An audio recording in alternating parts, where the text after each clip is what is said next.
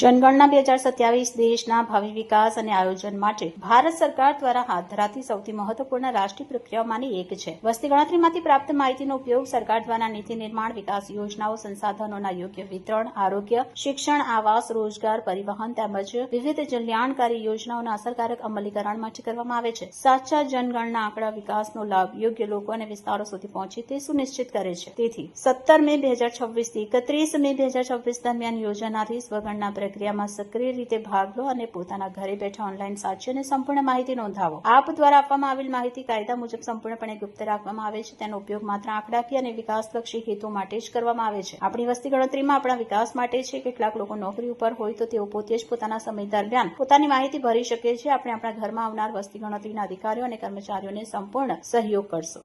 ભાવિ વિકાસ અને આયોજન માટે ભારત સરકાર દ્વારા હાથ ધરાતી સૌથી મહત્વપૂર્ણ રાષ્ટ્રીય પ્રક્રિયાઓમાંની એક છે. વસ્તી ગણતરીમાંથી પ્રાપ્ત માહિતીનો ઉપયોગ સરકાર દ્વારા નીતિ નિર્માણ, વિકાસ યોજનાઓ, સંસાધનોના યોગ્ય વિતરણ, આરોગ્ય, શિક્ષણ, આવાસ, રોજગાર, પરિવહન તેમજ વિવિધ જન કલ્યાણકારી યોજનાઓના અસરકારક અમલીકરણ માટે કરવામાં આવે છે. સાચા જનગણના આંકડા વિકાસનો લાભ યોગ્ય લોકો અને વિસ્તારો સુધી પહોંચે એ સુનિશ્ચિત કરે છે. હું તમામ નાગરિકોને અપીલ કરું છું કે તારીખ 17 મે 2026 થી 31 મે 2026 દરમિયાન યોજાનારી સ્વગણના પ્રક્રિયામાં સક્રિય રીતે ભાગ લો અને પોતાના ઘરે બેઠા ઓનલાઈન સાચી અને સંપૂર્ણ માહિતી નોંધાવો. આપ દ્વારા આપવામાં આવેલી માહિતી કાયદા મુજબ પૂર્ણપણે ગુપ્ત રાખવામાં આવે છે અને તેનો ઉપયોગ માત્ર આંકડાકીય અને વિકાસલક્ષી હેતુઓ માટે જ કરવામાં આવે છે. જનગણનામાં આપની ભાગીદારી રાષ્ટ્ર નિર્માણમાં આપનું મહત્વપૂર્ણ યોગદાન છે. આવો આપણે સૌ સાથે મળીને જનગણના 2027 ને સફળ, સચોટ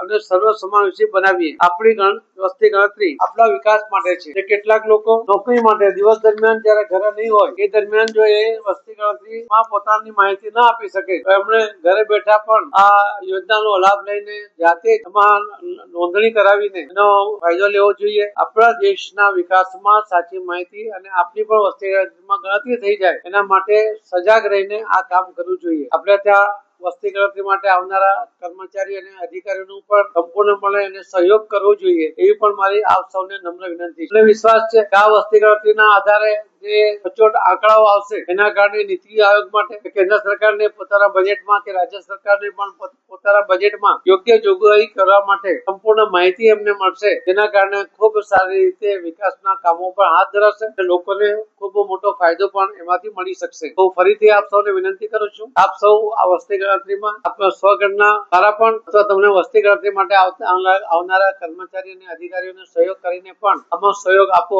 એવી નમ્ર વિનંતી છે. ધન્યવાદ. ભારત માતા કી જય.